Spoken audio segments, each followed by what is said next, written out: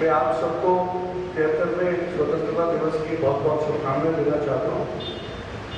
और आज एक जो अवसर है कि राखी का त्यौहार भी है, तो राखी और स्वतंत्रता दिवस की बहुत बहुत शुभकामनाएं। हम आज एक अलग विषय को समझने के लिए यहाँ पर एकत्रित हुए हैं और हमारे बीच श्री महेंद्र जी बड़जात्या पुणे से आए हैं। उनका अगर मैं परिचय देने जाऊं तो बहुत लंबा परिचय है, बहुत उपलब्धियां उन्होंने करी हैं, लेकिन संक्षिप्त में मैं आपको उनके बारे में थोड़ा सा बताना चाहूँगा। महेंद्र जी क्वालिफाइड आर्किटेक्ट हैं और इकोलॉजी और एनवायरनमेंट में उन्होंने मास्टर्स किया है। भारत में बिल्डिंग बायलॉज और ह्यूमन एनर्जेटिक विषय के प्रमोटर्स डायरेक्टर्स हैं और उन्होंने अपने कार्य क्षेत्र में जब सेंचुरी फैला दी, जब उन्होंने पैरानॉर्मल पर हाथ आजमाया, वो उससे संबंधित टीवी शोज पर देखे गए हैं और एक क्रांतिकारी नए क्षेत्र एनर्जी मेडिसिन का परचम लहरा चुके हैं। इंदौर में जन्मे हैं लेकिन आप पुणे में रहते हैं और कई विषयों को समझने का प्रयास करते रहे हैं। मैं पहले आर्किटेक्ट थे और अपनी शिक्षा और पेशा दोनों को एकत्रित करके आर्किटेक्चर को एक नया साइंटिफिक और बायो एनर्जेटिक और एसोटेरिक एस्पेक्ट के साथ एक स्ट्रक्चर बनाकर महेंद्र जी बिल्कुल अलग प्रोफाइल तैयार किया गया, जिसके माध्यम से आर्किटेक्चर को परिपूर्ण परिभाषा दी जा सके। वो एक अध्यापक, संशोधक, स्पेस हीलर और उससे भी ऊपर उनके खुद के शब्दों में वो एक साधक है। 20 सालों से महेंद्र जी विश्व भर में पेपर प्रेजेंटेशन और लेक्चर के माध्यम से अंतर्राष्ट्रीय स्तर पर उन्होंने अपनी पहचान बनाई है। उन्हें टाइम्स ऑफ इंडिया ग्रुप की ओर से गुड कर्मा अवार्ड से सम्मानित किया गया है।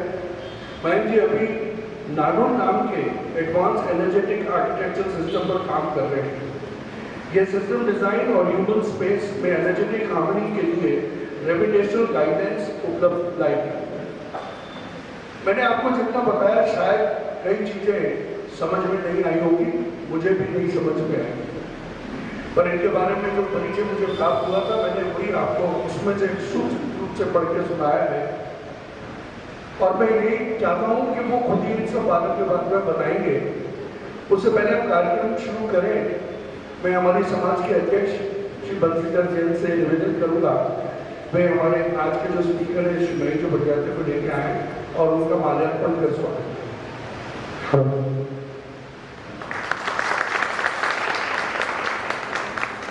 आज राखी का दिन है और महेंद्र जी राखी बंधवाने जयपुर आए हैं।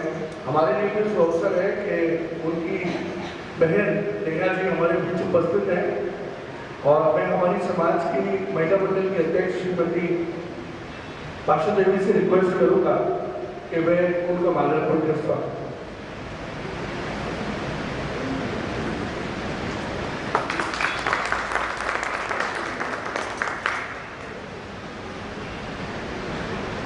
महामंत्र नवकार और मंगलमयी भक्तावर शोक दोनों ही संपूर्ण जैन समाज को एक सूत्र में बांधने का सर्वोत्तम साधन है।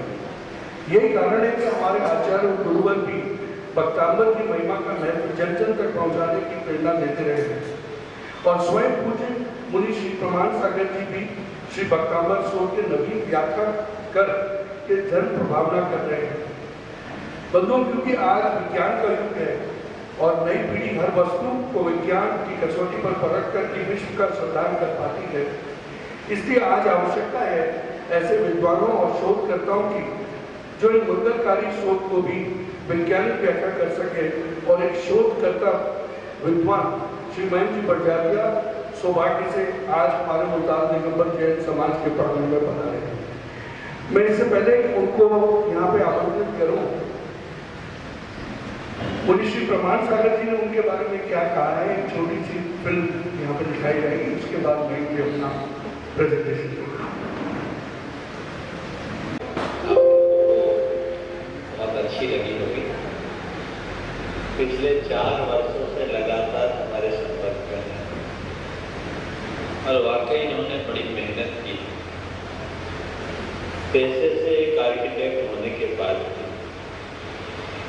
इनने बायोज्योमेट्रिकल वास्तु साइंस पर काम किया और उधर काम करते करते इनकी कंसल्टेंसी है, लोगों को पढ़ाते हैं, इनका अपना इंस्टीट्यूट है, इनके पेपर पब्लिश होते हैं। जब इन्होंने मुझे ला करके कई चीज़ें दिखाई तो हमने कहा तुम ये काम भक्तामर पर करो तो समाज को एक नई चीज़ मिलेगी। पिछले 4 वर्षों में इन्होंने कई बातें मुझे ला करके बताई और आज उसे इस पुस्तक के रूप में उन्होंने साकार किया है। ये भक्तामर को एक नई पहचान है। हमारे भक्तामर पर अतीत काल में अनेक प्रयोग हुए। हम लोगों के साथ एक दुर्बलता है कि हम अपने धार्मिक की जितने भी स्तोत्र हैं, मंत्र हैं, उन्हें केवल एक धार्मिक दृष्टि से अपनाते हैं। भक्तामर के आराधक विश्व में बहुत हैं, सारे जैन ऐसे हैं जो किसी न किसी रूप में भक्तामर का आलम्बन लेते हैं। लेकिन भक्तामर में छिपे विज्ञान को उद्घाटित करना ये अपने आप में एक बहुत अच्छी बात है। मैक भाई ने जो काम किया है, मैं समझता हूँ ये आने वाले लोगों के लिए मील का पत्थर बनेगा। बहुत अच्छा काम किया है। जर्मनी में भक्तामर के माध्यम से चिकित्सा के कार्यक्रम बहुत चल रहे हैं।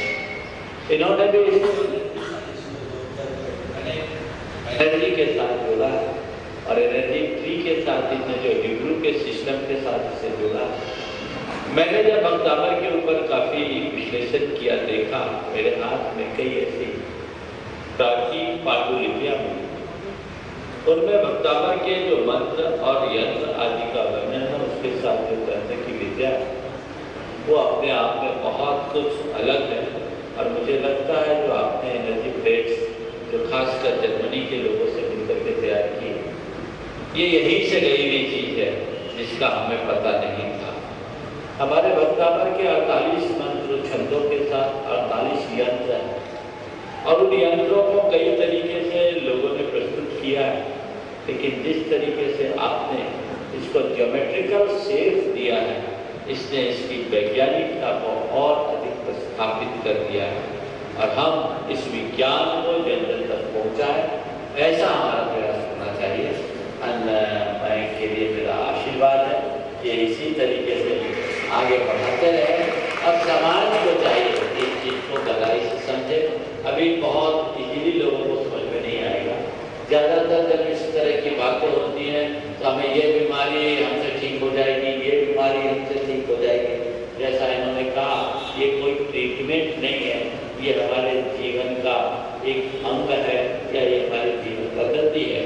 भक्तामर को अपने जीवन का अंग बना लो, अपना प्राण बना लो, अपने सांसों में बिठा लो, तो भक्तामर का पहला ही शब्द बता देता है, जो भक्त होता है वो अमर रह जाता है। भक्तामर साथ हमें वो दृष्टि रखनी चाहिए, एक आध्यात्मिक दृष्टिकोण, एक आध्यात्मिक दिशा, आध्यात्मिक संदर्भ में हम समझेंगे तो बहुत अच्छा है। विगत दिनों से आप लोग भक्तामर की आध्यात्मिक विवेचना तो सुन ही रहे हैं। मैं अगर पहले आ जाते तो ये पक्ष भी इसके साथ जुड़ जाता, लेकिन इनकी जानकारी जन जन तक पहुँचनी चाहिए। इंटरनेट पर मैं के वेबसाइट पर सब चीज़ें उपलब्ध हैं, आप इनसे संपर्क करें और जगह जगह ये जाकर अपने सेमिनार्स भी करते हैं, वर्कशॉप भी चलाते हैं, आप उसको आयोजित करा सकते। इससे जनता का भी कल्याण कर सकते हैं, अपना भी कल्याण कर सकते हैं और जैन धर्म की प्रभावना भी कर सकते हैं। हाँ, बताया मैंने, आपने सुना नहीं?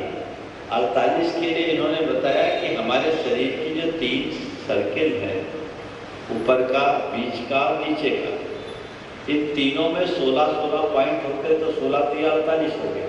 इन्होंने अपने तरीके से बोला। आप लोगों को ध्यान होगा, मैंने अपने पहले दिन के 48 के प्रवचन में क्या बोला था। अभी 48 को अनंत से जोड़ा। मैं बोल रहा था तो एक अनंत मेरे दिमाग में बैठ गया।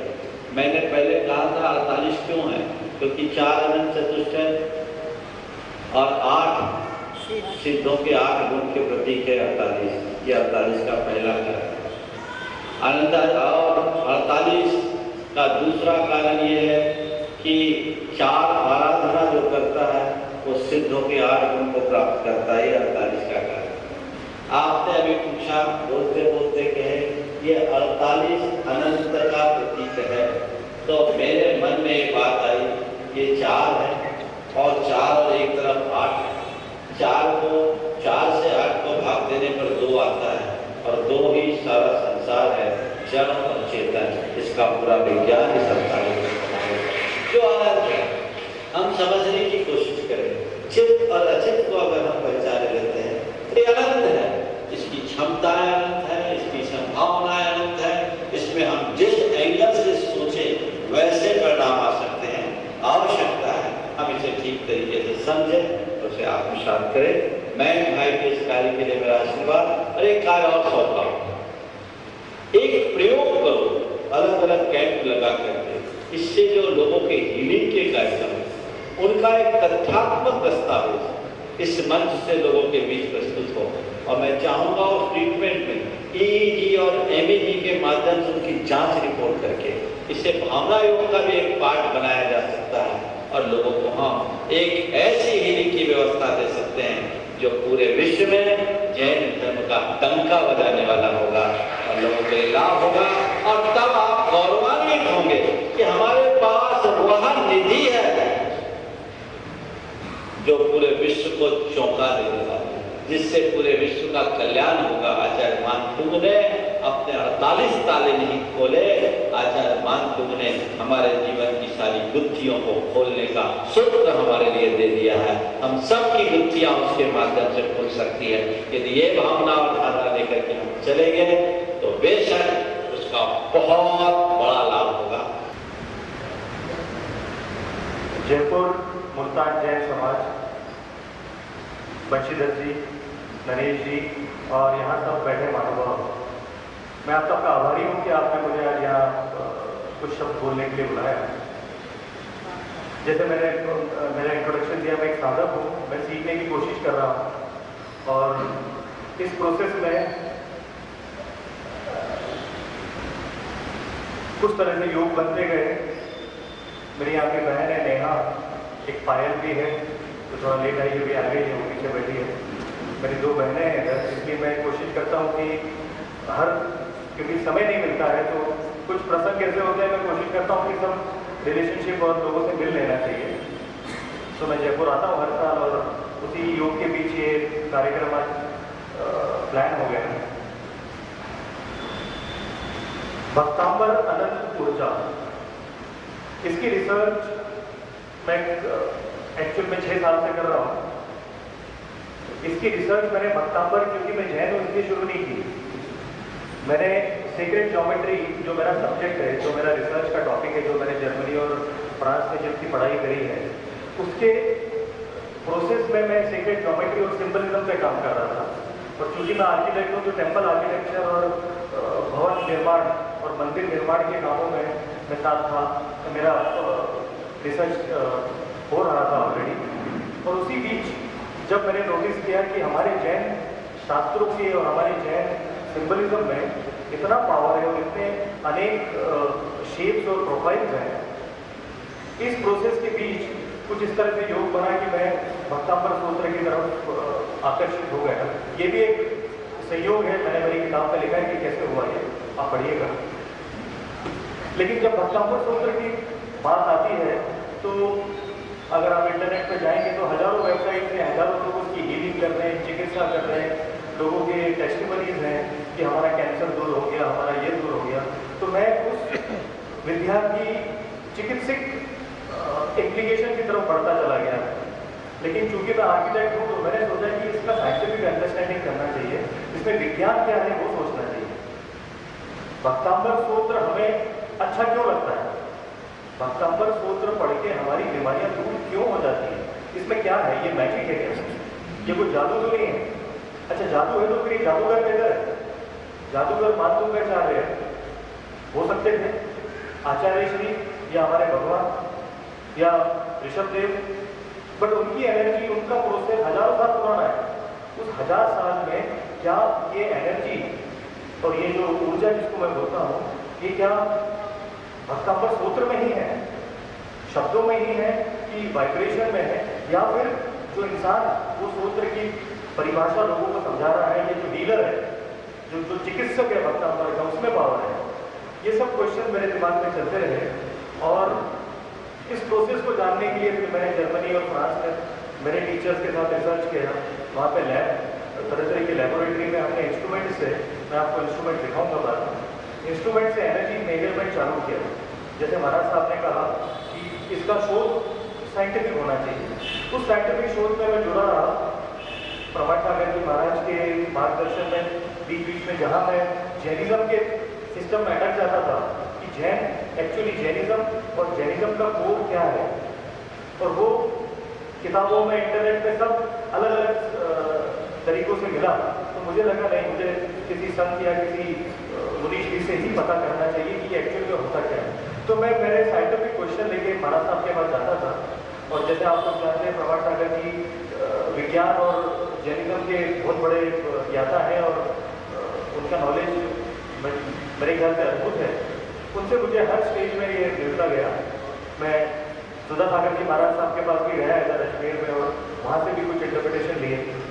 उसके बाद पूना में एक शुद्ध भवन है, वहाँ पे भी कुछ हमारे श्वेतांबर समाज के मुनीश्री और आचार्य हैं साहिब जी, उनसे भी मैंने कुछ मार्गदर्शन लिया।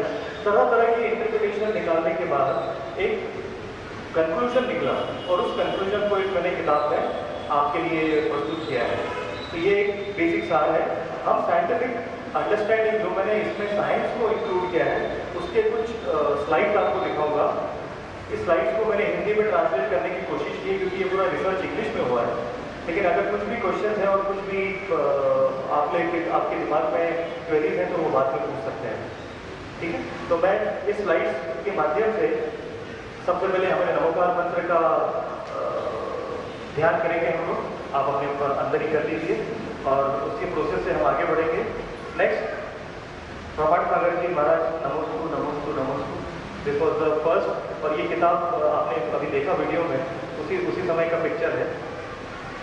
जैन धर्म का वैज्ञानिक दृष्टिकोण, ये एक हमारे आज के लेक्चर का बेसिक टॉपिक मैंने सिर्फ समझा, और ये सोचा कि आपको ये बताया जाए कि जैन धर्म एक विज्ञान है। जानने के लिए विश्वास नहीं है, बट ये एक विज्ञान है।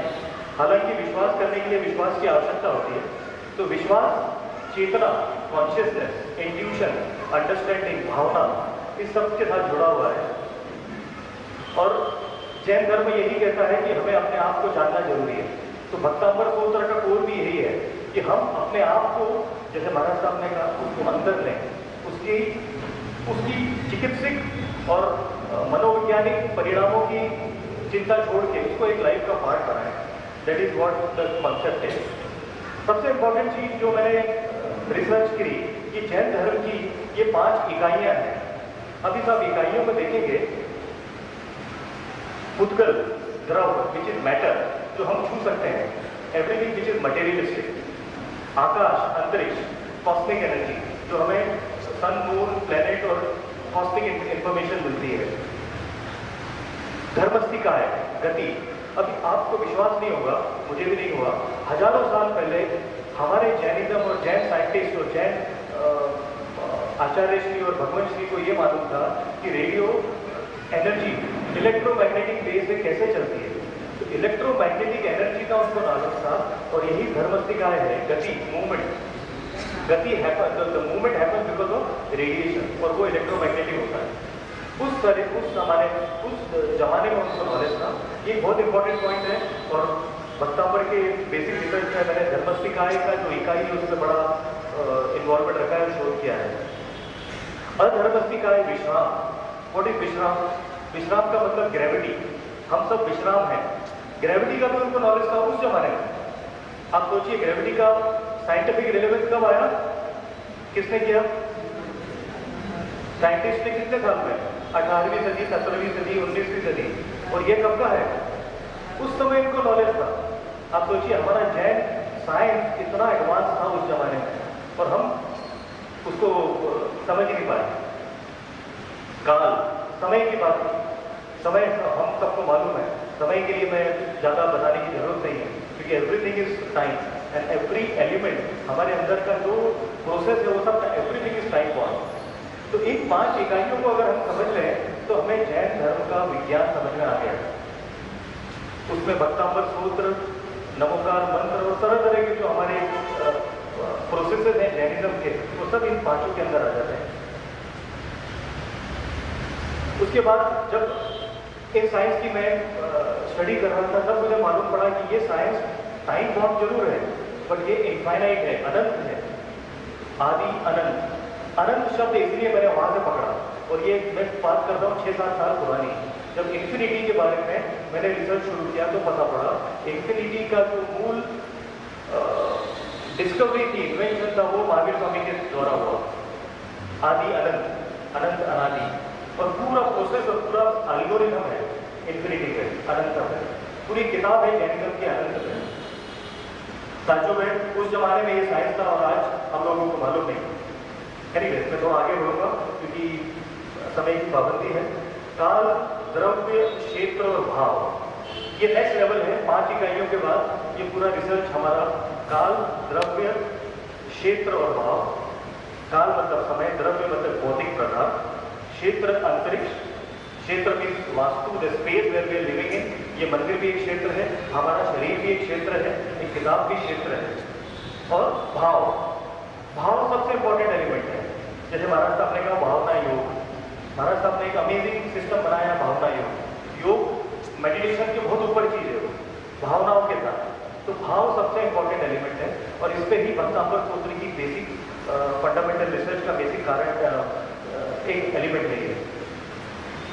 अनंत की बात करें तो ऊर्जा आ जाती है, क्योंकि एवरीथिंग विच इज मूविंग, जो इंफिनिटी है वो एक एनर्जी है, और एनर्जी हम देख भी सकते हैं, वो इंटेंजिबल है।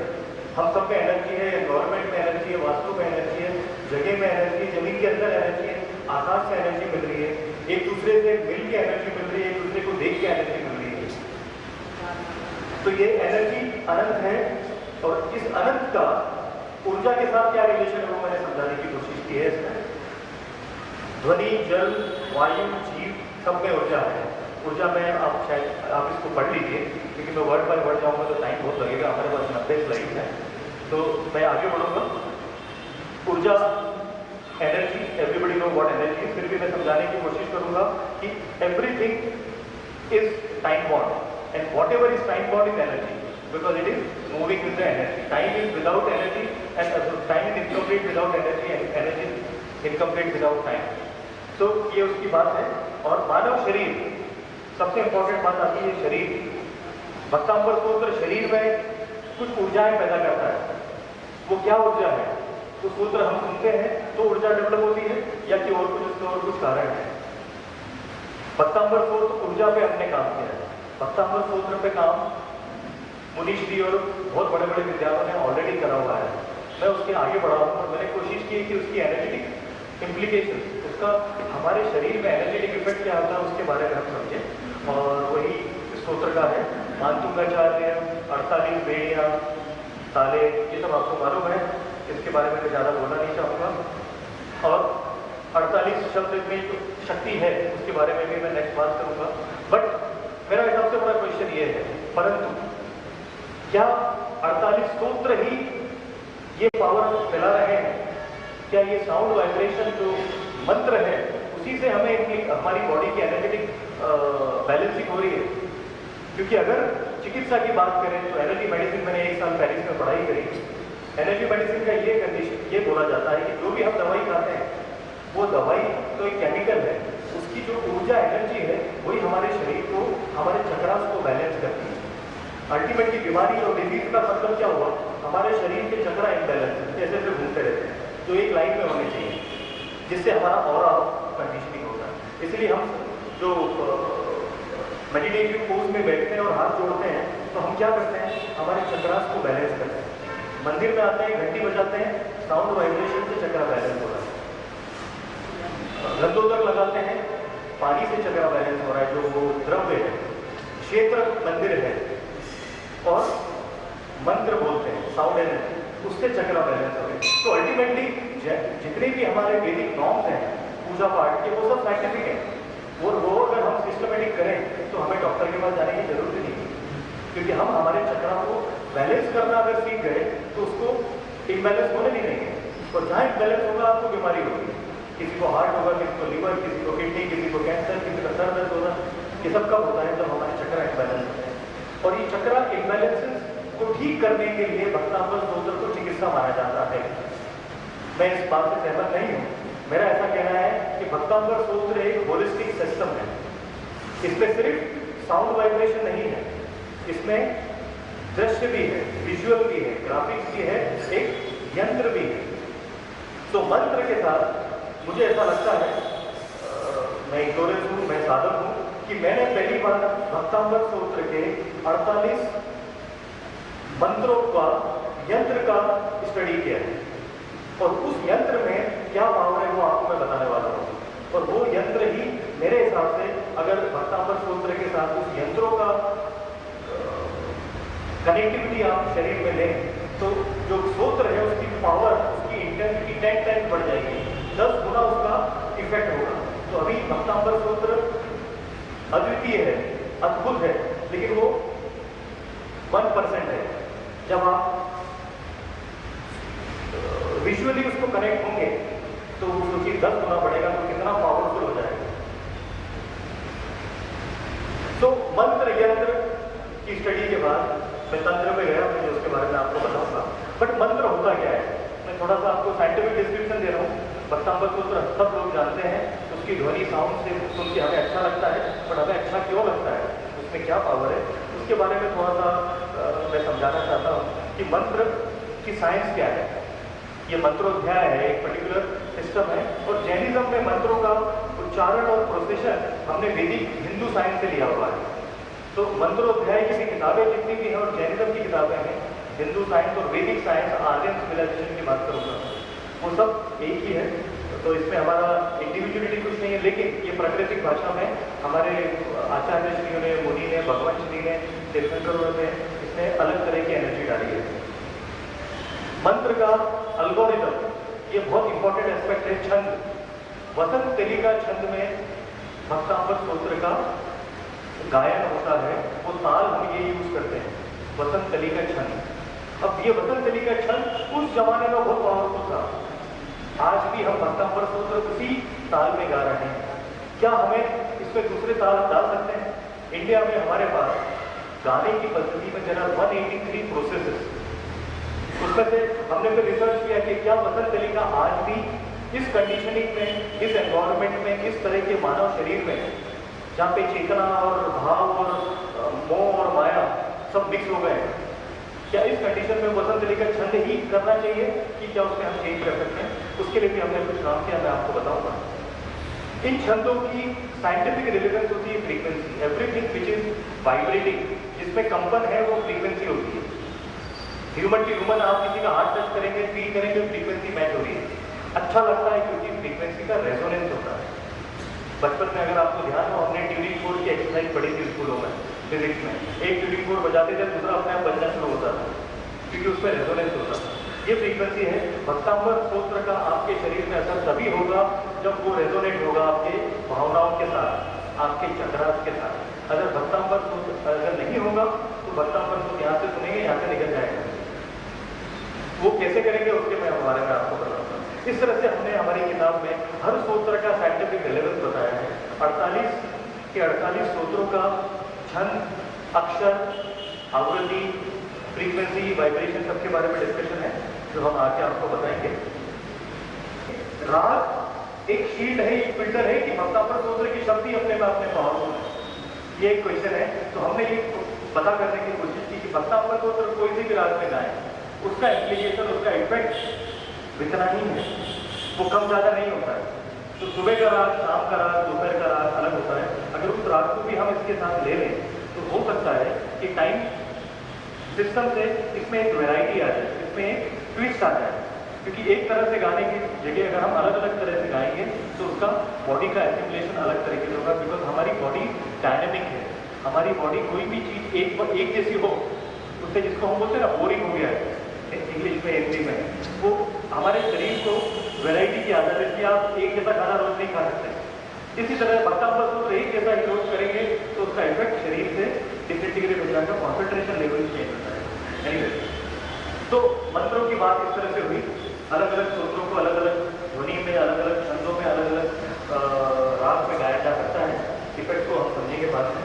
नेक्स्ट टॉपिक है यंत्र, ये सबसे बड़ा टॉपिक है। और ये ही सब्जेक्ट अभी तक भक्तांबर सूत्र में किसने उस पे काम नहीं किया है। तो यंत्र पे अगर आप पढ़ते हैं तो यंत्र इसको इंग्लिश में बोलते हैं सेक्रेड ज्योमेट्री, पवित्र ज्यामिति। और ये मेरा सब्जेक्ट था जर्मनी में मेरे पीएचडी और मास्टर्स का। और इसमें हमने चर्चेस, तरह तरह के सेक्रेड ज्योमेट्री, सेक्रेड मतलब रिलीजियस बेस्ड, स्पिरिचुअलिटी बेस्ड, और पवित्र मतलब प्योरिटी।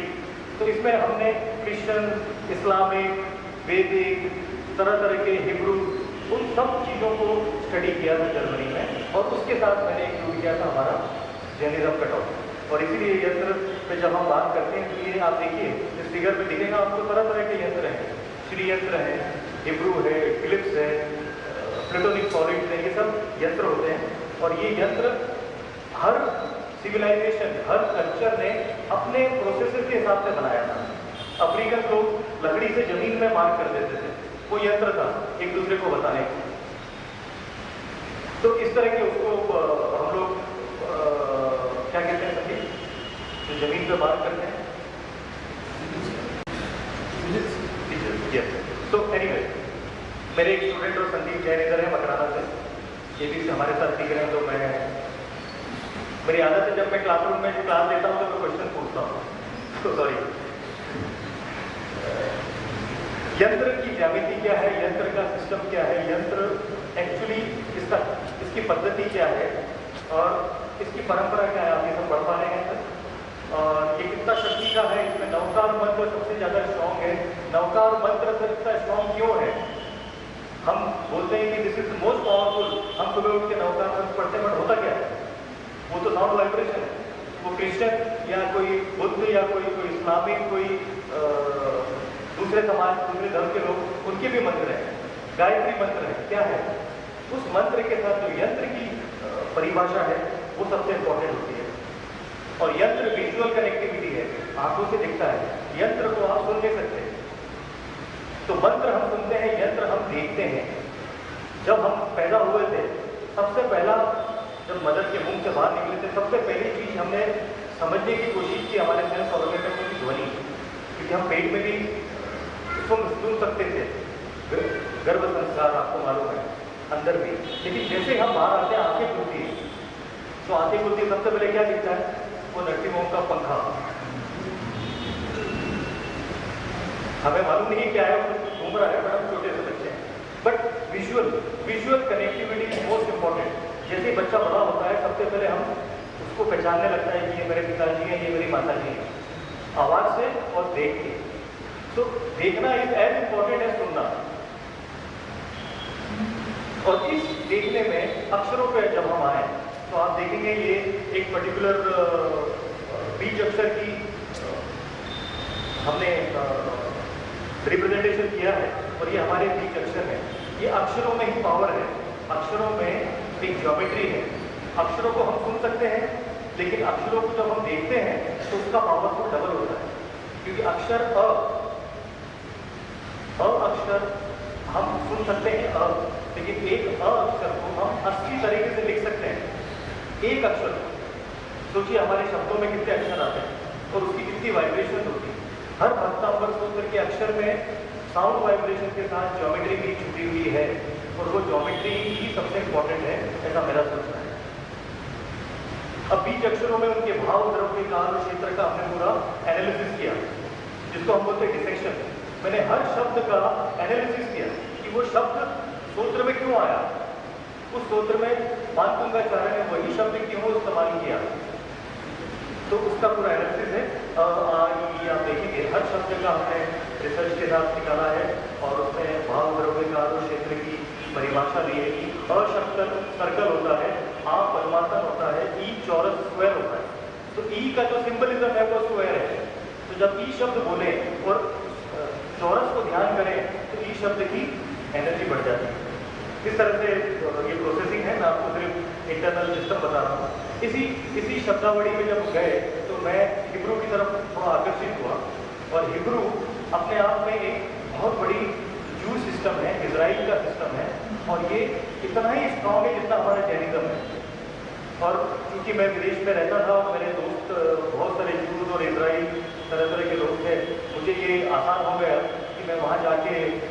रिसर्च कर पाया, उन लोगों से इसकी भाषा समझ पाया, और कबाला जो उनका साइंस है उसमें भी स्टडी किया। और ताज्जुब की बात ये कि जब वो स्टडी शुरू हुई तो उसका रिलेटिव सिस्टम और उनका जो इंटरप्रिटेशन है वो हमारे जैनिज्म से 100% मेल खाता है। हमारे इस इस तरह की इस साउथ ईस्ट एशिया में कोई भी बाकी साइंस ऐसा नहीं है जो हिब्रू के साथ मेल खाता है, ना जैनिज्म, ना बुद्धिज्म, ना हिंदुज्म, ना डिफरेंट वैदिक सिस्टम, सिर्फ जैनिज्म ही उसके साथ जुड़ता है। तो क्या उस समय जब जैनिज्म हमारे महाराज साहब, हमारे तीर्थंकर ऋषभदेव महावीर स्वामी जब यहाँ काम कर रहे थे, वहाँ पे parallelly through cosmic connection in लोगों का मिलाप हुआ हो या साथ में काम किया हो उन्होंने। उसके बाद हम प्लेटोनिक सॉलिड्स पे गए, क्योंकि सॉलिड जब क्षेत्र की बात करते हैं तो वास्तु आ जाती है। क्योंकि मैं आर्किटेक्ट हूँ, मेरा भक्तांबर सूत्र को मैंने आर्किटेक्चर के साथ भी जोड़ने की कोशिश की है, वो मैं उसके लिए एक अलग से वर्कशॉप लेनी पड़ेगी, तो इसमें नहीं इंक्लूड कर रहा हूँ। बट ये plutonic solids, there are 5 plutonic solid. हमारे शरीर में 5 तत्व हैं और 5 तत्वों का एक स्पेसिफिक शेप होता है, उस शेप पे हम गए। उस शेप के साथ जब आगे गए तो ये पता पड़ा कि हर शेप, हर चीज जो आप ग्राफिकली रिप्रेजेंट करते हैं जिसमें सिमेट्री है, उसको बोलते हैं ग्लिफ। ये हायरोग्लिफ इजिप्शियन साइंस है, इजिप्ट में इस पे लोगों ने काम किया, आपने देखा हुआ इजिप्ट में उस तरह के हमारा स्वस्तिक में एक ग्लिफ है। तो ये ग्लिफ में की क्या परिभाषा, उसका साइज क्या होना चाहिए, उसका प्रपोर्शन क्या होना चाहिए, वो कौन से सिस्टम से चलता है, उसको अर्थ एलिमेंट पे रखें या दीवार पर लगाएं। कुछ ऐसे एलिमेंट्स हैं हमारे यहाँ जो सिर्फ जमीन के साथ ही काम करते हैं, उसको वॉल पे हम नहीं लगा सकते। लेकिन जैसे स्वस्तिक हमेशा अर्थ एलिमेंट के साथ ही काम करता है, लेकिन हम स्वस्तिक दीवार पे भी लगा देते हैं। क्या वॉल का कोई और ग्लिफ है जैनिज्म में, वो हमने पता किया है। और इस पवित्र ज्योमेट्री को भी हमने 48 सूत्रों के साथ किस तरह से डिस्क्राइब किया, ये 4 मैं आपको दिखा रहा हूँ। हमारी किताब में हर सूत्र का एक डिस्क्रिप्टिव सिस्टम है, और यही सेक्रेड ज्योमेट्री जो 2 डायमेंशनल होता है, उसी को हम 3 डायमेंशन पर ले जाए तो मंदिर हो जाता है। अभी देखिए ये सब यंत्र हैं, ये यंत्र मंदिर बन गए जब उसमें हमने स्पेस दे दी, वैक्यूम क्रिएट कर दिया। तो आर्किटेक्चर यंत्र से शुरू होता है और बिल्डिंग पे खत्म होता है। तो कोर आर्किटेक्चर का कोर ही यंत्र है, 2 डायमेंशन। और हमें आर्किटेक्चर कॉलेज में सिखाया गया था। ये मुझे वहाँ जाके सीखना पड़ा, जबकि मालूम पड़ा कि हमारे मंदिरों का बेसिक कोर, टेम्पल आर्किटेक्चर पूछे तो 2 डायमेंशनल करते, फिर उसमें 3 डायमेंशनल हाइट रहते, और वो कॉलम और ये हाइट, ये प्रपोर्शन, हमारे जैन मंदिरों की भी किताब है, ये संदीप मंदिरों पे ही काम करते हैं मकराना। तो ये भी एक साइंटिफिक अंडरस्टैंडिंग है जो मैं आपको यहाँ दिखाना चाहता हूँ, उसको मैं डिटेल में नहीं जाऊँगा। ये हमारा पर्सनल, मेरा खुद का रिसर्च है। हर सूत्र का हमने 3 डायमेंशनल बनाना शुरू किया। क्या 48 सूत्रों को हम 48 मंदिर बना सकते हैं कि हम उस मंदिर में जाके सिर्फ बैठें और वो उस सूत्र का पावर हमको आ जाए? मंदिर मीन्स एक स्पेस, वो 10 फीट बाय 10 फीट का एक कमरा भी हो सकता है, लेकिन उसमें ये शेप और ये हम डायमेंशन दे दें कि हर सूत्र का डायमेंशन है 7 number, 8 number, 9 number, 11 number, 12 number का भक्तांबर सूत्र का ये 3 डायमेंशन छवि है। इस तरह से ये सब है। पूरे 48 पे हमने रिसर्च किया है, और हमारे स्टूडेंट इसकी 3 डायमेंशन अभी मॉडल भी बना रहे हैं, ताकि फ्यूचर में कहीं हम इस तरह के छोटे छोटे मंदिर डिस्क्रिप्टिव बना पाए। मंत्र, यंत्र और तंत्र, ये सबसे इंपॉर्टेंट सब्जेक्ट है। मंत्र सबको मालूम है, भक्तांबर सूत्र। तंत्र मैंने आपको समझाया विजुअल, सॉरी यंत्र। अब तंत्र क्या है? तंत्र अगर हम समझें तो मंत्र विदाउट यंत्र इनकम्प्लीट है, यंत्र विदाउट मंत्र इनकम्प्लीट। बट यंत्र और मंत्र तंत्र के बिना एक्टिवेट नहीं होते, इसको एक एक्टिवेशन लगता है। जिस तरह से हम खाना खाते हैं, हमारे शरीर में डाइजेशन होता है और फिर वो एनर्जी पैदा करता है, तब हमें प्रोसेसिंग हम हिल पाते हैं। तंत्र का मतलब movement, it's a technique, it's a dynamic. तो साउंड और विजुअल, मंत्र और यंत्र अगर दोनों मिल जाए और उसके साथ अगर तंत्र नहीं जुड़ा हो तो ये दोनों अधूरे हैं। एक दूसरे के साथ जरूर काम करेंगे, बट इसका जो पावर है बढ़ाने के लिए हमें तंत्र का समझना पड़ेगा, और तंत्र हमारे शरीर के थ्रू आता है। मैं आपको समझाऊंगा। और तंत्र को ही हम ऊर्जा बोलते हैं, और यही अनंत ऊर्जा है। ऊर्जा इस तंत्र, दैट मीन्स अभी मैं उसको डिस्क्राइब करूं आपको 3 शब्दों में। मंत्र इज साउंड एनर्जी, यंत्र इज सीक्रेट ज्योमेट्री, एंड तंत्र is the overall energy which is the human energy. तो हमारा शरीर एक तंत्र है, ये शब्दों को और विजुअल ग्राफिक्स को एसिमुलेट कर तो रहा है। शरीर आंखों से आप सुन रहे हो, कानों से अंदर ले रहे हो, लेकिन वो चीजें जाती किधर है? शरीर, और शरीर उसको प्रोसेस करता है, दैट इज तंत्र। तो शरीर इज द कोर ऑफ तंत्र। भक्तांबर तंत्र की जब हम बात करते हैं तो infinity minus infinity is also infinity, infinity plus infinity is also infinity. ये अनंतता का एक बेसिक डेफिनेशन है, और इसको मैंने कबाला ट्री ऑफ लाइफ के साथ इंटीग्रेट किया है। आप देखिए ऋषभ देव की पिक्चर में हमने ट्री ऑफ लाइफ को एम्बेड किया है। यहाँ थोड़ा क्लियर दिख नहीं रहा है, बट आपको किताब में दिखेगा। वो सेम प्रोसेसिंग है, एवरीथिंग इज साइंस। फिर इसके बाद हम टेट्रासाइट्स की बात करते हैं। अगर मैं साइंस पे जा रहा हूँ, इसकी प्रोसेसिंग मैं आपको समझाऊंगा मेरे एनर्जी कार्ड दिखा के, इसलिए मैं थोड़ा आगे तेज चलता हूँ। कबाला प्रणाली, ये सब स्टडी है, रिसर्च है, ये सब सूत्र है। और टेट्रासाइट तो ये ट्री ऑफ लाइफ, ये ट्री ऑफ लाइफ का कोर है। जैसा हमारा नमोकार मंत्र है, वैसा वो ट्री ऑफ लाइफ कबाला और हिंदू का बेसिस है। और इसमें 10 पॉइंट है, ये 10 हमारे 48 के साथ मैच करते हैं। और ये 48 के कैसे आए आप यहाँ पे देख सकते हैं। ये 48 टेट्रासाइट हैं।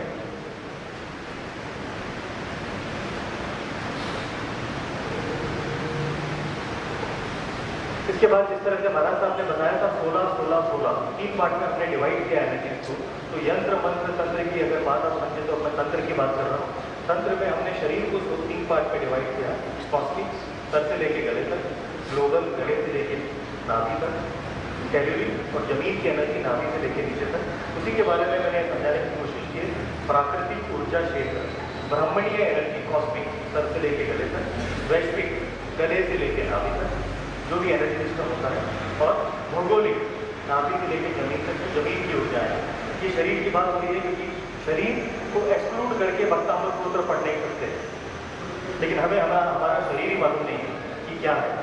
ये शरीर के अंदर की मैं आपको संभावनाएं दिखा रहा हूँ। तो ये बेसिक कंसेप्ट है शरीर का। 7 चक्र नहीं सबको मालूम होता। इस प्रोसेस को मैं आगे लेके जाता हूँ। और इसी तरह से हमने भक्तांबर तंत्र के ये 48 तंत्र का भी डिस्क्रिप्शन दिया है। तो आपको इस किताब में 48 मंत्र, 48 यंत्र और 48 तंत्र की पूरी परियोजना समझ में आएगी। और इस प्रोसेस को हम किस तरह से अंदर ले सकते हैं वो मैं आपको इंस्ट्रूमेंट के साथ दिखाऊंगा। अभी मैं लेके आया हूँ और हम एक इसका छोटा सा एक्सपेरिमेंट करेंगे।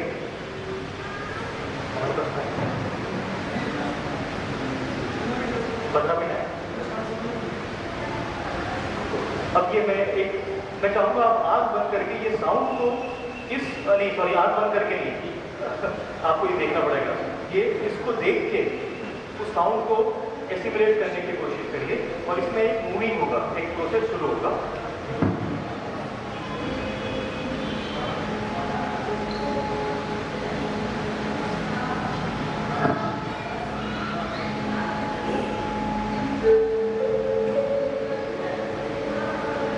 ये हमारा एक बीज मंत्र है। इस बीज मंत्र पे कॉन्सेंट्रेट करिए और वो साउंड को अंदर लेने की कोशिश करिए। मंत्र और यंत्र साथ में अब आप इसको ले रहे हैं।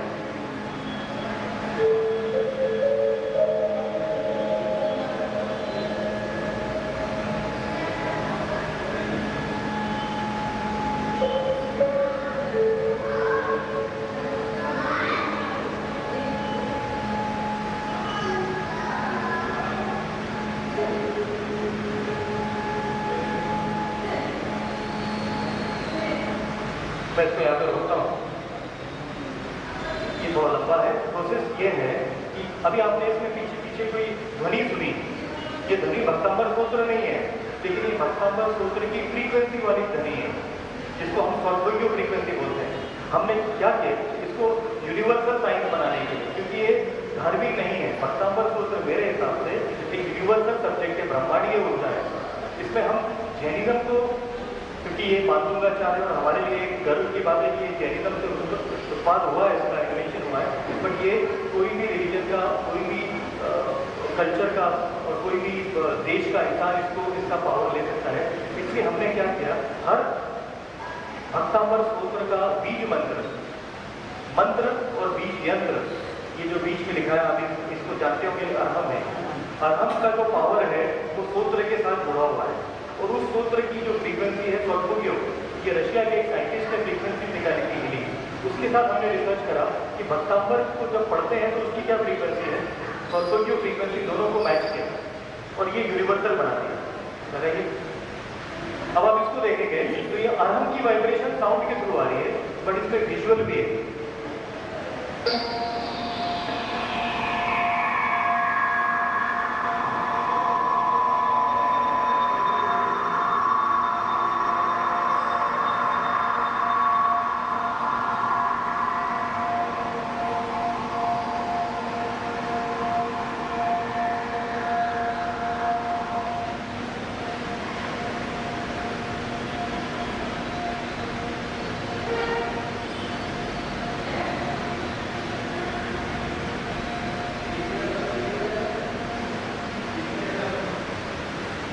अब हम लिख पाएंगे।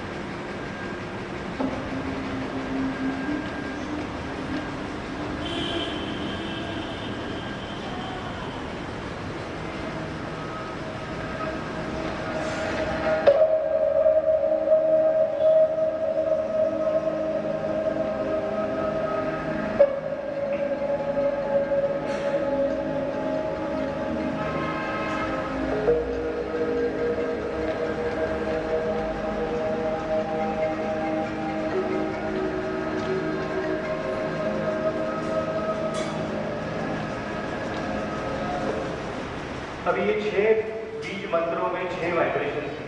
अब आप सब में ये एक्सरसाइज में वैसे मैं अगर टाइम चल रहा हो तो मैं आपको ये पूरा सुना के मैं सबसे ये पूछता हूँ कि आप किससे कनेक्ट हो रहे हैं।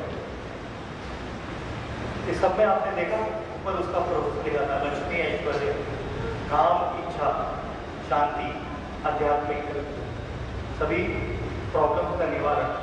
तो हमारे यहाँ पे हम जब बैठे हैं, इन सब में से 1 या 2 आपको अच्छे लगे होंगे, बाकी आपके दिमाग से हट गए होंगे, और वो ही आपके एलिमेंट है जो मिसिंग है। तो जो लास्ट वाला है वो सबको सबसे ज्यादा पसंद आता है। वापस सुनाता हूं, एक सबसे ज्यादा पसंद क्यों आता है, उसको लिखा है ऊपर।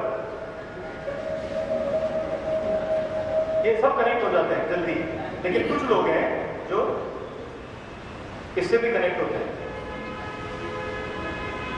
ओम, परम परिशिष्ट, चेतना, कॉन्शियसनेस। तो कुछ यहाँ 1 या 2 लोग ऐसे होंगे जिनको ये सबसे अच्छा लगा होगा, क्योंकि वो उस लेवल पे है, उनका वो लेवल चेंज हो गया है। बहुत लोग इससे कनेक्ट होते हैं, जितने भी हमारे यंग लोग हैं इधर, मैरिड, अनमैरिड, तो ये चेतना, ये भाव है आपने, और ये भाव बहुत जरूरी है। तो एवरीथिंग इज इंपॉर्टेंट, इसको बैलेंस करना जरूरी है, तभी हमारे चक्रास बैलेंस होंगे। किसी एक को दबा दिया, दूसरे को बढ़ा दिया, तो दिन भर काम करेंगे ऑफिस में और घर पे आके काम की इच्छा करेंगे, होगा नहीं। वो वाला काम और ये वाला काम अलग है। तो माया शक्ति, इससे बड़े लोग कनेक्ट होते हैं रिंग से। ये अंदर से लगता है कि मुझे पावरफुल होना है, मेरे को रूल करना है, मेरा बिजनेस स्ट्रॉन्ग होगा, मुझे बहुत पैसा चाहिए। माया की बिना काम करे, लेकिन शक्ति आनी चाहिए इसके लिए। अच्छा, हर सूत्र का डिस्क्रिप्शन अगर आप देखेंगे तो हर सूत्र का हमने इसका डिस्क्रिप्शन आपने उसमें बीज मंत्र में देखा होगा, ये हमारी किताब में है, आप देख पाएंगे। तो इस तरह से आपने ये देखा, इसमें विजुअल मूवमेंट, इसमें साउंड भी है, दैट इज यंत्र, शेप भी है, दैट इज मंत्र, और मूवमेंट हो रहा है, दैट इज यंत्र। ये तीनों मिलकर काम कर रहे हैं। और इसी तरह से भक्तामर सूत्र को हमें समझना चाहिए मंत्र यंत्र तंत्र के हिसाब से, और ये इसका दिशात्मक विश्लेषण है। आपने देखा हर बीज मंत्र का अलग अलग था, तो ये 360 डिग्री को 48 से डिवाइड करेंगे तो 7.5 डिग्री, इसलिए एक बहुत इंपॉर्टेंट है। हर भक्तामर सूत्र का एक कलर होता है, उस कलर की एक दिशा होती है, उस दिशा में बैठ के ही वो सूत्र पढ़ना चाहिए, उस दिशा की तरफ फेस करके। वो भी एक प्रोसेस है। लेफ्ट ब्रेन, राइट ब्रेन, ये साइंस को हमने अंडरस्टैंड किया कि शरीर में इसका असर होता कैसे है, जो मेरा फर्स्ट क्वेश्चन था। लेफ्ट ब्रेन का अलग असर है लॉजिकल, राइट ब्रेन का क्रिएटिव। भक्तामर सूत्र को भी हमने 48, 24 लॉजिकल ब्रेन के लिए हैं, 24 सूत्र क्रिएटिव ब्रेन के लिए हैं। तो क्या हम वो सूत्र हमारे बच्चों को पढ़ाएं जो उनको जरूरत है कि 48 के 48 पढ़ा दें? भगवान, डॉक्टर आपको बोलता है एक दवाई आज खाइए, एक दवाई 15 दिन की दवाई देता, हम 15 के 15 एक दिन में नहीं खा सकते, हर दिन उसका एक प्रोसेस है। वैसे 48 भक्तामर सूत्र क्या हमें एक साथ पढ़ने चाहिए, या हमारे शरीर को जिसकी जरूरत है वही है? क्योंकि overdose is also not good. कुछ हमारे पास काम और शक्ति ऑलरेडी बहुत है और वो सूत्र आप पढ़ रहे हो, तो क्या होगा? वो बढ़ जाएगी, दूसरी दब जाएगी, इम्बैलेंस। इसलिए हर सूत्र का एक पर्टिकुलर प्रोसेसिंग है। सुबह का सूत्र अलग है, शाम का अलग है, आफ्टरनून का अलग है, राइट ब्रेन के लिए अलग है, लेफ्ट ब्रेन के लिए अलग है, हमारी एलिमेंट्स के लिए अलग है, हमारे भाव के लिए अलग है। तो ये इसमें बहुत डिसेक्शन है, ये मैंने किताब में लिखा है। और हर एलिमेंट का भी सूत्र है। फायर एलिमेंट बढ़ाना है किसी के घर में, किसी के घर में डिप्रेशन है और शांति है, लोग काम नहीं करते हैं, 11 बजे उठते हैं और शाम को जल्दी घर आ जाते हैं, काम ही नहीं है। एनर्जी बढ़ानी है, फायर एलिमेंट। फायर एलिमेंट का सूत्र कौन सा है? वो सूत्र पढ़िए घर में, घर का वाइब्रेशन चेंज हो जाएगा। घर में बहुत कलह है, झगड़ा है, बहुत फायर है, शांत करना है। वाटर एलिमेंट, विंड एलिमेंट का सूत्र पढ़िए, उससे वो पर्टिकुलर एलिमेंट अपग्रेड हो जाएगा। क्योंकि वास्तुशास्त्र है, आपका जो एनवायरमेंट है वो भी भक्तामर सूत्र को एब्जॉर्ब कर रहा है, उसमें भी एनर्जी है। जैसे हमारा शरीर में प्राण है, घरों में भी प्राण होते हैं। Every house is living, there is a living organism inside the house, जिसको हम वास्तु पुरुष बोलते हैं। तो ये भक्तामर सूत्र 5 एलिमेंट्स में भी अपग्रेडेशन में काम आ सकते हैं। इसका प्रकटीकरण क्या है? इसको मैंने ये रिसर्च करने के बाद सिर्फ ज्ञान देने के लिए नहीं बनाया है, क्योंकि मैं आर्किटेक्ट हूँ। मेरा प्रोसेस ये है कि इसको हम एक फिजिकल फॉर्म में लेके आए, और वही फिजिकल फॉर्म में दिखाऊंगा आपको। मैं यहाँ पे बंद गया हूँ, यही हमारे कार्ड है।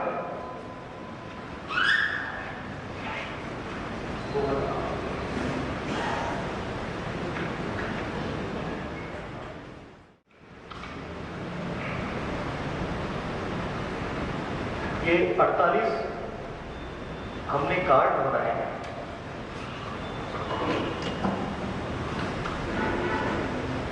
मैंने ये वहाँ पे धारा साहब के सामने भी दिखाए थे, बट आप डिटेल में आपको दिखा सकता हूँ, आज टाइम है हमारे पास थोड़ा। ये हर कार्ड में अलग ज्योमेट्री है, अलग वाइब्रेशन है और अलग कलर है। इस कार्ड के पीछे नमो का तंत्र है, ऋषभ देव का एनर्जेटिक सिंबल है और इंफिनिटी की वाइब्रेशन है। तो इसमें मंत्र और यंत्र दोनों एम्बेडेड है। साउंड वाइब्रेशन ऑलरेडी डली हुई है। तो हर कार्ड का अलग वाइब्रेटरी फील्ड है और हर कार्ड के साथ अलग एनर्जी डली हुई है। साउंड की मतलब भक्तांबर सूत्र अगर आपको पढ़ना नहीं या सुनना नहीं भी है तो ये कार्ड में वो वाइब्रेशन है। ओके ना, इस कार्ड को अगर मंत्र और यंत्र की हम बात करें, इसमें तंत्र कब आएगा? तंत्र जब आएगा जब वो शरीर के साथ जुड़ जाएगा। तो इसको हम किस तरह से उल्टे हाथ में रखते हैं, नीचे से एनर्जी जाती है, ऊपर से इसको ऐसे रखते हैं और उस दिशा में बैठ के ध्यान करते हैं। अब क्या होगा? अभी क्या होगा? यंत्र और मंत्र को शरीर का तंत्र मिल गया। ये एक डायनामिक सिस्टम हो गया। अब दिन का मूवमेंट ही नहीं, जैसे आपने देखा हर चीज मूव हो रही थी, अब भक्तांबर सूत्र हमारे शरीर में मूव कर रहा है। इसका वाइब्रेशन अब हमारे शरीर को रेजोनेट कर रहा है, हमें मिल रहा है। हमें भक्तांबर सूत्र अच्छा लगता है क्योंकि हमारे भाव अच्छे हैं। अगर हमारे भाव नहीं है, हम इस सूत्र को जानते नहीं हैं और फिर भी इस वाइब्रेशन को असिमुलेट करें ध्यान करके, ध्यान करना हर इंसान को आता है, तो ये एक्टिवेट हो जाता है। मे भी आप हिंदू है, मुस्लिम है, ईसाई है, सिख है, भक्तांबर सूत्र सबके साथ जुड़ जाता है क्योंकि ये एनर्जी अंदर जाता है। तो ये कार्ड का प्रोसेसिंग है। इस कार्ड के साथ हमने सूत्रों की रीडेफिनेशन भी की है। हर सूत्र का मतलब ऊपर दिखाया गया है किताब में कि नेगेटिव क्या है और वो होगा क्या, उस सूत्र से हमें फायदा क्या होगा। मतलब लेफ्ट में नेगेटिव है डार्क वाला और उस सूत्र का नंबर आप नीचे देखेंगे, उसमें डायरेक्शन भी दिया हुआ है, कौन सी दिशा में बैठ के आपको वो पढ़ना है। हर इसका दिशा अलग है। ये ईस्ट में है, ये वाला साउथ फेसिंग बैठना है, ये आपको नॉर्थ वेस्ट फेसिंग बैठ के पढ़ना है 6 नंबर से। तो इस तरह से ये हर सूत्र की डेफिनेशन हमने रीडिफाइन की है और उसमें कोशिश करी है कि ये आप तक पहुंचे एक साइंस की तरह, और आप उसको बिना डिफिकल्टी, इसमें टेक्निकलिटीज में मत जाइए, इसमें सूत्र की प्रोनाउंसिएशन पे मत जाइए। ये सब वाइब्रेशन उस कार्ड में ऑलरेडी एम्बेडेड है और उसके बाद इन सब सूत्रों को हमने सॉल्फेजियो फ्रीक्वेंसी के साथ सेट करके आपको वो सूत्र की हम लोग साउंड वाइब्रेशन की व्हाट्सएप पे भेज देंगे। तो जैसे आपका कोई कार्ड निकला, जैसे आपको 36 कार्ड की जरूरत है, सबकी जरूरत नहीं, आपको 36 की ही जरूरत है, तो 36 कार्ड आपको हाथ में रखना है, 36 नंबर का कार्ड। उस दिशा में ये है साउथ ईस्ट दिशा में आपको बैठ के आंख बंद करना है, 1 मिनट या 2 मिनट वो वाइब्रेशन सुनना है। इसमें भक्तांबर का नॉलेज होना जरूरी नहीं है, ये साइंस आपके पास पहुंच रहा है विदाउट गोइंग इनटू द, क्योंकि जैसे महाराज साहब ने बताया, हर शब्द, या मैं भी बता रहा हूँ, हर शब्द को अगर आप राइटली प्रोनाउंस नहीं करेंगे तो उसका इफेक्ट कम हो जाएगा। हम भक्तांबर को राइटली प्रोनाउंस कर ही नहीं सकते। आप कैसे पढ़ते हैं घर में? आपको मालूम है उस शब्द का एक्चुअल प्रोनाउंसिएशन क्या है? हर अक्षर का 80 तरह से प्रोनाउंसिएशन होता है। वो शब्द एक ही है, हम अलग अलग तरीके से उसको गा सकते हैं, अलग राग, कौन से राग से गाना चाहिए, क्या टाइम में गाना चाहिए, बहुत डिफिकल्ट है। हमारे महाराज साहब और हमारे गुरुदेव कर सकते हैं। नॉर्मल पर्पस के लिए ये कार्ड हमने सिस्टम बनाया है कि आप तक ये पहुंच पाए और वही इफेक्ट, वही एनर्जी, ऊर्जा आपके मिल पाए। यही हमारा एक प्रोसेस है और इसका उपयोग के लिए हमारे पास एक इंस्ट्रूमेंट है, लेकर एंटीना, वो यूज करते हैं और वो इंस्ट्रूमेंट बहुत इंपॉर्टेंट है। उससे हम एनर्जी मेजर कर लेते हैं कि आपको कौन सा कार्ड चाहिए। सबसे इंपॉर्टेंट प्रोसेस ये है कि वो कार्ड कैसे ज्ञात होगा, मुझे मालूम कैसे पड़ेगा आपको कौन सा कार्ड चाहिए। मैं अंतर्यामी तो नहीं हूँ, मैं महाराज साहब तो नहीं हूँ, मुझे आपके अंदर, शरीर के अंदर की एनर्जी तो दिख नहीं रही है, लेकिन इस इंस्ट्रूमेंट से हम लोग 26,000 फ्रीक्वेंसी सेट करके मेजर कर सकते हैं। हमें तो सिर्फ 48 फ्रीक्वेंसी ही चाहिए। हर फ्रीक्वेंसी, हर भक्तांबर सूत्र की एक फ्रीक्वेंसी है। इसको मैंने इसमें सेट किया, इसका एक कॉर्ड होता है, कॉर्ड आपको दिया,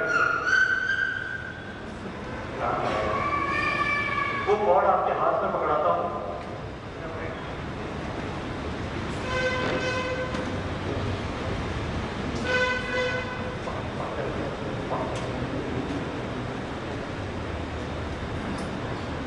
इसको हम इसमें इंसर्ट करते हैं ये जर्मन प्रोडक्ट है, इसको बोलते हैं S3 गोल्ड एंटीना।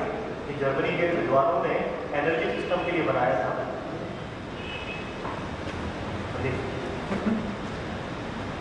और इसको इसमें कनेक्ट करके ये आपके हाथ में पकड़ाया जाता है। जैसे आप इसको हाथ में पकड़ते हैं, आपके चक्रास के थ्रू मैं फ्रीक्वेंसी 12 नंबर की डाल के पता कर लेता हूँ कि ये कॉस्मिक है, ग्लोबल है, टेलुरिक है। मुझे 48 के 48 नहीं करना है, 16 16 16 और ये 16 16 के लिए हमने टेट्रासाइड्स बनाए हैं। तो 48 मेजर नहीं करूंगा मैं आपकी मैं मेजर करूंगा 3 योजनाएं। तो किसकी मेजर करें? आप आ जाइए।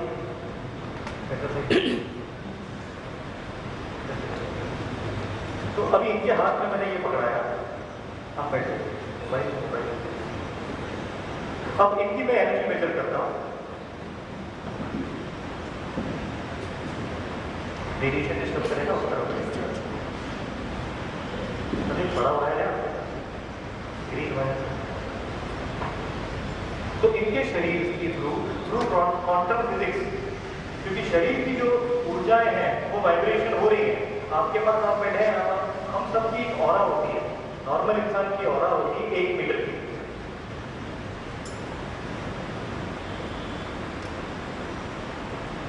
हमारे महाराज साहब की अगर ऑरा देखें, हमने उसके मेजर की थी, मेरे पास फोन में है, हमारे पास एक ऑरा कैमरा है। तो महाराज साहब की ऑरा कुछ किलोमीटर तक होती है। आप सोचिए हमारी ऑरा 1 मीटर के बाद खत्म हो जाती है। इसलिए अंधेरे में जब अगर आप चलते हैं तो आपको लगता है कोई गया, कोई पास में जा रहा है, आपको ऐसा लगता है, लगता नहीं है। वो आपकी ऑरा से वो बिल्ली या वो कोई जानवर जा रहा है, उसकी ऑरा टकरा जाती है, फिजिकल बॉडी उसको टकराती नहीं। ये एनर्जेटिक सिस्टम है और इससे हम लोग इनकी 3 एनर्जी मेजर करते हैं। कॉस्मिक की फ्रीक्वेंसी है 1.5, तो इसको 1.5 में सेट करूंगा। इसमें से फॉर्म ले, इसमें हमने फॉर्म भी रखा है, इसमें है। इस तरह से हम बॉडी शरीर की एनर्जी मेजर कर रहे हैं। देखिए आप फॉर्म आपको दिखेगा, बड़े से बुक है।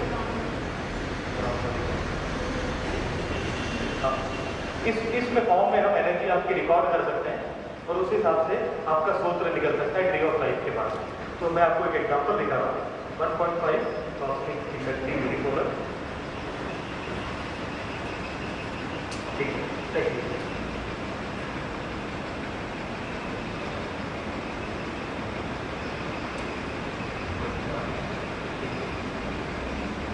2.4 सर से लेके गले तक की वाइब्रेशन +2.4 है। +3 is the highest, -3 is the weakest. गले से लेके नाभि तक ये वाइब्रेट करता है। 4.5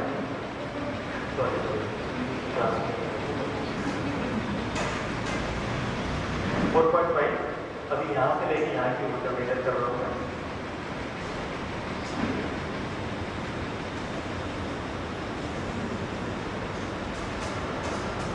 0.8 नेगेटिव। तीसरी मेजर करता हूँ मैं नाभि से लेके लोअर पार्ट ऑफ बॉडी, ये 3.6 पे आती है।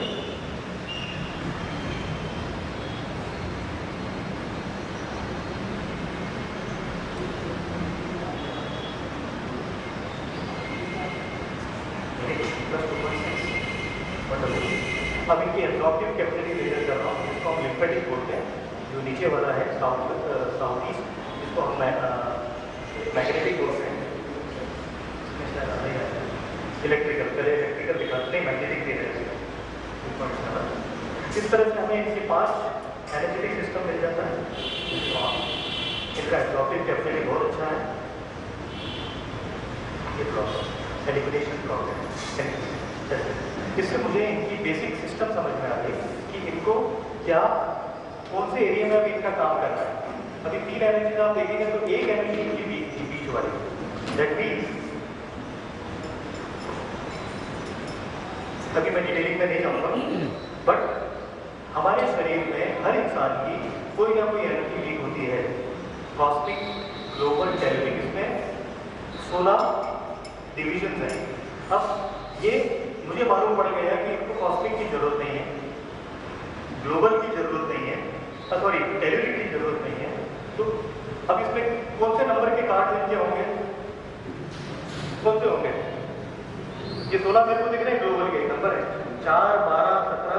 अब मैं क्या करूंगा, ट्री ऑफ लाइफ के थ्रू इनका कैरेक्टरिस्टिक निकालूंगा और उस पर भी कम पे आ जाऊंगा कि इन 16 में से कौन सा इनको सूत्र की जरूरत है, और उस सूत्र से इनका मुझे कैरेक्टरिस्टिक मालूम पड़ जाएगा। क्योंकि वो सूत्र की जरूरत कब होगी शरीर को, जरूरत हमें किसी चीज की कब होती है, जो हमारे पास तो कम होता है, जो हमारे यहाँ डेफिशिएंट होता है, वो डेफिशिएंसी है शरीर में, वो चक्रा इम्बैलेंस है। और वो सूत्र जैसे ही आपके पास पहुंचेगा आप उस पर ध्यान करेंगे, उसमें टाइमलाइन निकालूंगा। इसमें देखिए हमने टाइम का भी डिटेल दिया हुआ है।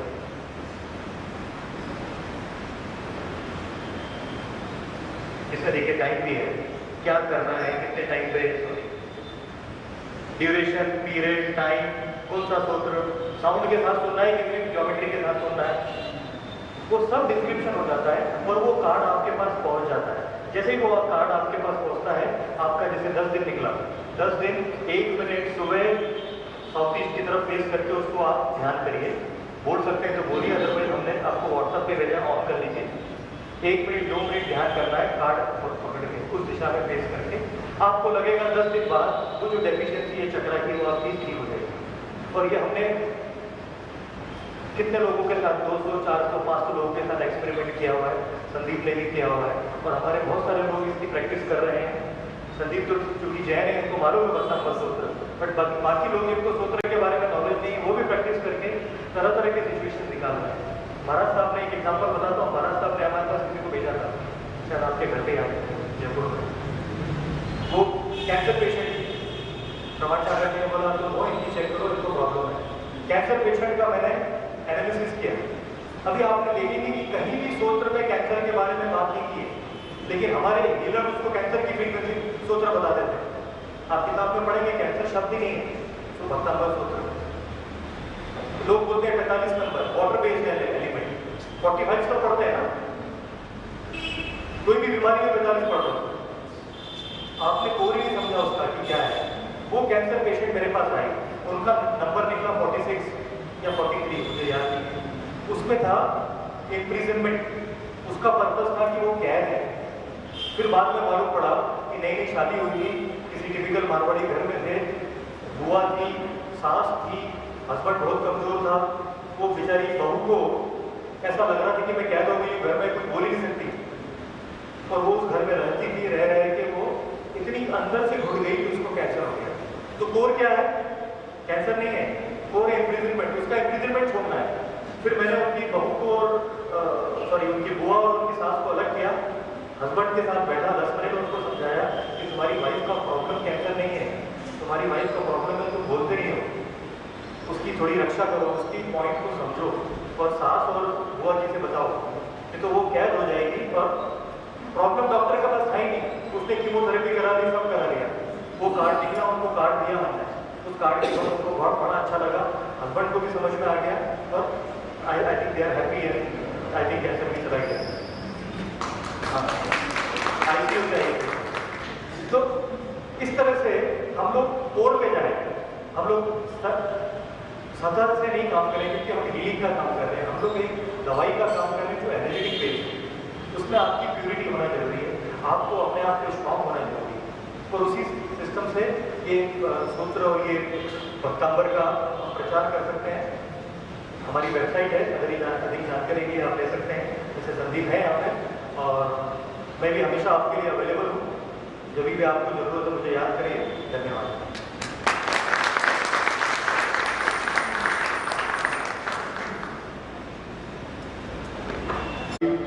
सादर रिपोर्ट जैसे कुछ बोलने का मेरे को भाव नहीं है। इस मंदिर से मैं पिछले 30 साल से कनेक्टेड हूँ, मतलब 30 साल के सदस्य। और जब मैं भैया सर ने हमें बोला कि यहाँ पे आ रहे हैं तो मेरे को बहुत अच्छा लगा, क्योंकि ये मंदिर जयपुर के प्रमुख मंदिरों में, इसकी प्रमुखतम मंदिरों में गिनती है। और यहाँ का जो एनर्जी लेवल है, पॉजिटिव एनर्जी है, वो यहाँ पे आने वालों को तो महसूस होता ही होता है। लेकिन यहाँ का जो सिस्टम है उससे सबको कितना बेनिफिट होता है वो हम साइंटिफिक वे से भी जान सकते हैं। ठीक है, ये जो चीज़ें अभी सर ने बताई, क्योंकि मैं इस चीज़ में पिछले 10 साल से सर के साथ कोऑर्डिनेट कर रहा हूँ, तो मैं उसको ग्रेस्प कर पाया। लेकिन काफ़ी चीज़ें लोगों के ऊपर से निकल गए। क्या गलत बोल रहा हूं कि आपको किस तरह से बेनिफिट कर रही है? अपन यहाँ बैठे हैं और अपन इतनी ये जो सालों की रिसर्च को 1 घंटे के अंदर आपको डालना वो इतना इजी नहीं है। मेरे ख्याल में सब इस बात से सहमत है। कुछ किसी को 1%, किसी को 2%, ज्यादातर को तो स्ट्रीम समझ में आया होगा कि यार ये मेरे मतलब का है, किसी को ये भी समझ में आया होगा ये मेरे मतलब का है। लेकिन एक्चुअली ये पर्पस क्या है और इसका इंटरप्रिटेशन क्या है, इस चीज के लिए हमें बहुत जबरदस्त आशीर्वाद और सहयोग मिला मुनि पुंगव सुधा सागर जी महाराज का, आचार्य महाराज श्री ब्रह्मण सागर जी महाराज का, और उन लोगों ने इस रिसर्च को प्रॉपर लाइन लेंथ दी है और उन लोगों ने सबने कहा कि इस रिसर्च में अनंत संभावनाएं हैं और इसमें आगे बढ़ना चाहिए। अपने अभी सच में काफी चीजें नहीं बता पाए हैं। इसका जो प्रयोग हुआ है और इस रिसर्च के ऊपर जो रिजल्ट्स आ रहे हैं वो अगर देखा जाए तो चमत्कार की श्रेणी में आ जाते हैं, माइंड ब्लोइंग। और दिगंबर जैन तो उसमें मुश्किल से 10% बेनिफिट ली, तो जैनियों को ज्यादा मालूम नहीं है और अपनी घर की मुर्गी दाल बराबर हो जाती है कि नमोकार मंत्र दुनिया सीखती है, अपने को क्या मतलब अपना पर। और उस मंत्र से नॉन जैनियों के पास इतने उनके पॉजिटिव रिजल्ट्स हैं जो सर की वेबसाइट पे हैं। और अपन ये चाहते हैं कि उस चीज का बेनिफिट अपने सारे समाज को मिले, जिस चीज के लिए लाखों रुपए अपन दे रहे हैं। अभी एक एग्जाम्पल बताया सर ने कि वो एक चीज से कैंसर के ऊपर बहुत अच्छा पॉजिटिव इफेक्ट पड़ा। ये तो एक प्रकाश है, छोटी से लेकर बड़ी से बड़ी इमोशनल, मेंटल, फिजिकल, स्पिरिचुअल और फाइनेंशियल, ये 5 प्रॉब्लम्स का हल अपने पास कार्ड्स के थ्रू है। और ये मैं इसके दावे के साथ कह सकता हूँ कि मैं खुद साइंटिफिक इंस्ट्रूमेंट साइंस से जुड़ा हुआ हूँ और मंदिरों की ऊर्जा को अपन कैसे सही कर सके उस चीज के लिए मैं सर के पास जुड़ा और मैंने ये पाया कि इस इंस्ट्रूमेंट से हम मंदिरों की ऊर्जा में भी नेगेटिविटी हटाए जा रहे हैं। और जब मंदिरों की ऊर्जा की नेगेटिविटी हटा सकते हैं तो ये तो एक भौतिक शरीर है, उसकी ऊर्जा का नेगेटिविटी बहुत जल्दी हट सकती है। तो मेन चीज क्या है कि आपकी नेगेटिविटी कहाँ है वो पकड़ में आ जाती है इससे। मतलब मैंने कई डॉक्टर्स जिनके साथ हमने ये रिसर्च करी मकराना में बैठ के, कई डॉक्टर्स हमारे फ्रेंड, तो वो बोले अगर ये सारी चीजें ऐसी होगी तो हमारी क्या जरूरत है।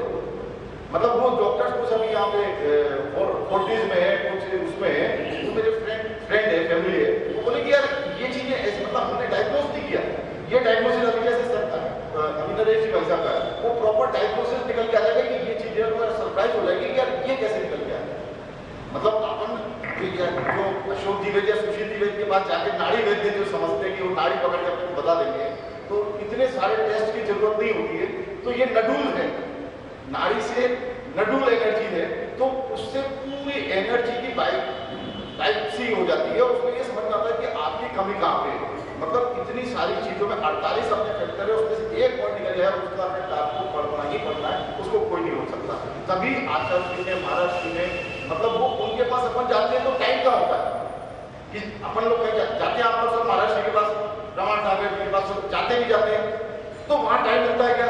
लेकिन सर को सारा लोगों को हटा के 2-2 घंटे का टाइम दिया, इनसे चीज सब्जी और इनको बताया।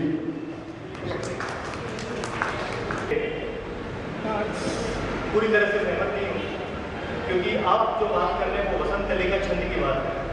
उसमें 4 शब्दों को डैश डैश यू मैंने दिखाया था स्लाइड पर, अगर आप देखेंगे तो मैं दिखाना चाहता हूँ। इसी पे थोड़ा सा अभी हम प्रमाण सागर जी महाराज साहब से भी इस पर डिस्कशन हम करने वाले हैं। इसमें थोड़ा सा मेरा डिस्क्रिप्टिव ये है कि ये बात आपने जो छंदों की बात की है,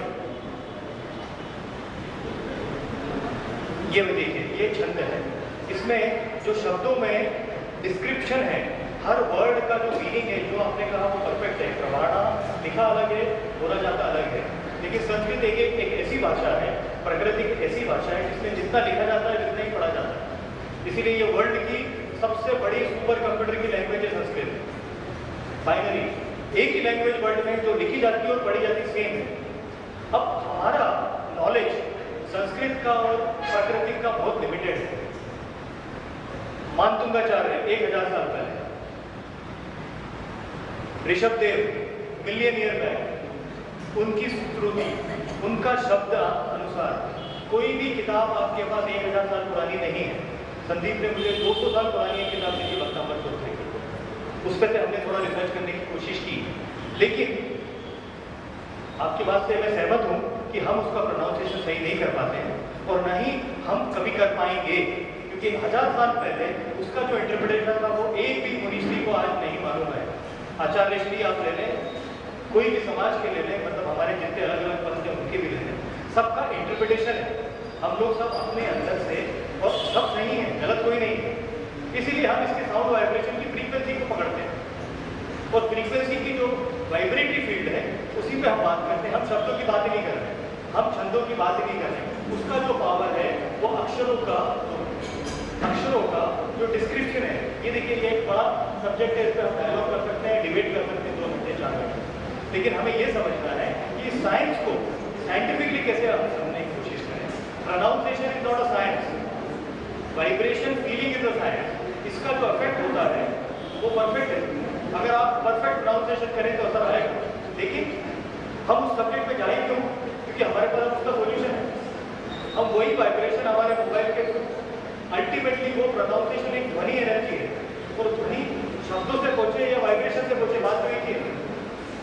तो आपको उस डिटेल में जाने की जरूरत नहीं है। चाहे तो बहुत अच्छी बात है, आप संस्कृत के विद्वान हैं, आप जानते हैं, अच्छी बात है, लेकिन इसको हमने बहुत सिंप्लीफाइड सिस्टम में डाल के रखा है, तो थोड़ा सा इसको हम सिंप्लीफिकेशन में लाएं तो ज़्यादा बेटर है। अदरवाइज जैनिज्म इतना कॉम्प्लिकेटेड साइंस है, मैंने 4 साल उसकी पढ़ाई करी है अभी साइंटिफिकली, और मुझे लगता है कि मैंने 0.1% ही उस पर पढ़ा है। इतना एक लाइफ भी कम है, 100 साल भी कम है, तो ये आगे बढ़ते जाएगी। इस चीज़ को समाप्त करने के लिए मैं आप सबका आभारी हूँ, और इस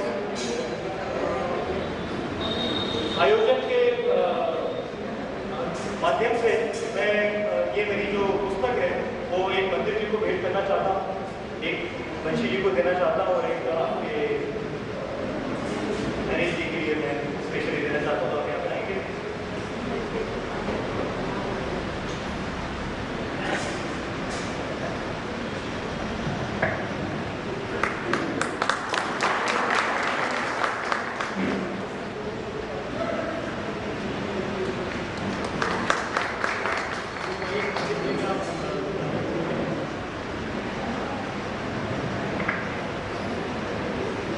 भाई जी, आपका बहुत बहुत धन्यवाद।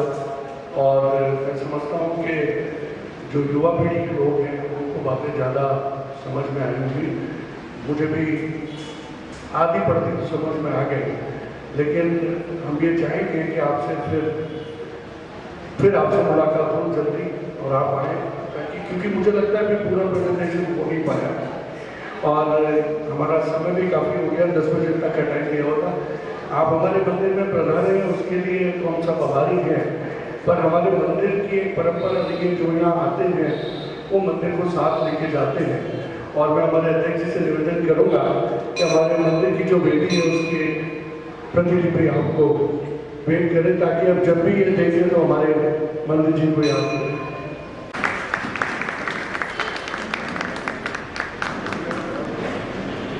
इसी क्रम में 2 मिनट चाहूँगा मैं, आप प्लीज अपने राजीव 2 मिनट बस। मैं हमारे समाज के बुजुर्ग श्री पूज्य जी से निवेदन करूँगा वे मयंक जी का सम्मान करें।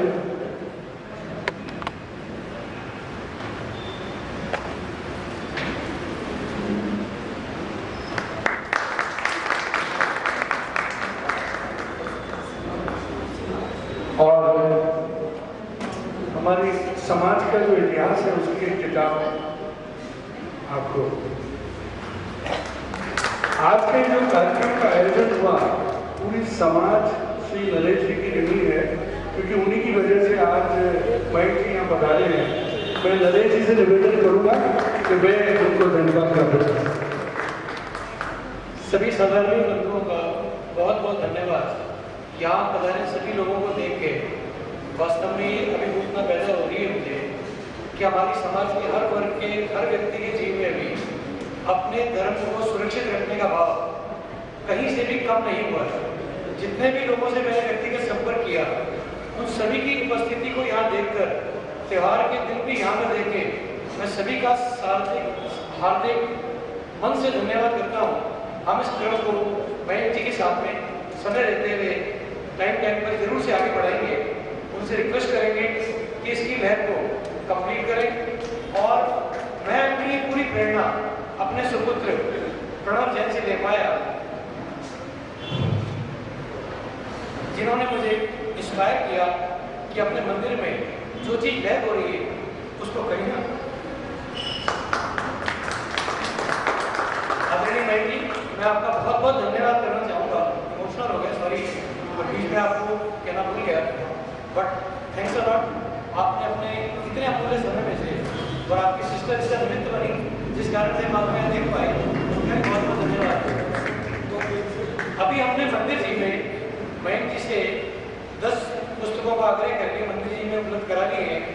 जब भी किसी को ऐसी रिक्वायरमेंट होगी, एक तो उसको ऐसे पूर्ति कर देंगे, दूसरा जो उनका कार्ड्स का एक सेट है वो भी हम यहाँ पे लेके रख लेंगे।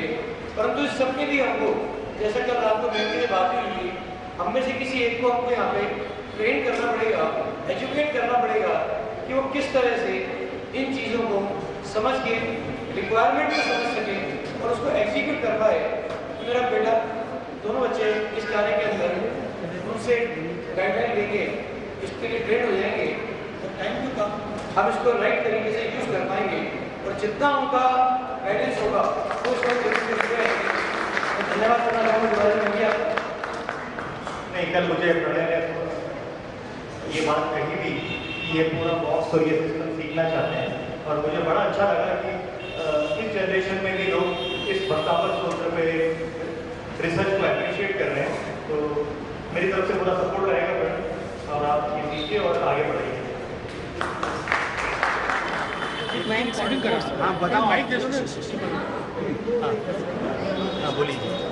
मयंक सर, मैं आपके लिए जितना शब्द बोलूँ वो कम है। मेरी 4 साल पहले 5 साल पहले दोनों किडनी डैमेज हो चुकी थी और मयंक सर ने एक बार घर आए थे मकराना, उन्होंने 2 कार्ड दिए थे। 2 कार्ड मैंने यूज़ किए अकॉर्डिंग टू हिज फॉलो, जो इन्होंने बताया था उस हिसाब से, और आज मेरी दोनों kidney I am perfectly all right. तो जो मयंक सर का जो थेरेपी है, फिलोसफी है, भक्तांबर से रिलेटेड जो एक डॉक्टरी परिभाषा है, वो इतनी फैंटास्टिक है अपने आप में कि I am very proud of you. I don't have the words to say, I don't have the thank you. मेरा दोनों हाथ से आशीर्वाद थैंक सर कि may God bless you. Hindustan में आप आकाश की ऊंचाइयों को छुए और इस भक्तांबर को आप ले जाए कहीं। आप अपना संदेश लोगों को दें। मैं एक थोड़ी सी वो देना चाहूँगी अपना मैसेज कि मयंक सर ने एक जो नई थेरेपी इजाद की है, बिना किसी दवाई के, बिना किसी अपन जैन धर्म से रिलेटेड, इसको अगर अप्लाई करें, जो कार्ड थेरेपी है वो अप्लाई करें तो एक बहुत अच्छी यूज़ हो सकती है। तो मेरा समस्त उनसे प्रार्थना है कि आप इसको एक बार अप्लाई कीजिए and you will be 100% successful. ये मेरा खुद का एक्सपीरियंस है।